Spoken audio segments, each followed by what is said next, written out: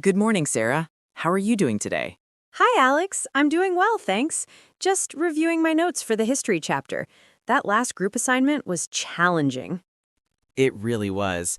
The topic was interesting, but I feel like our group spent too much time disagreeing on the visual aids instead of focusing on the main points. I agree. Sometimes group work can be inefficient. I actually prefer the activities where we have to do an individual presentation. That way, I can organize my ideas exactly how I want. Interesting.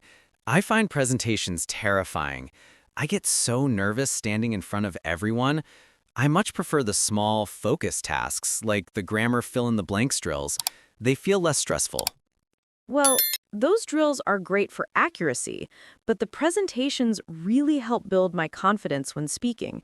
Plus, having the entire class listen helps me practice speaking clearly. That makes sense. I guess we need both types of activities then.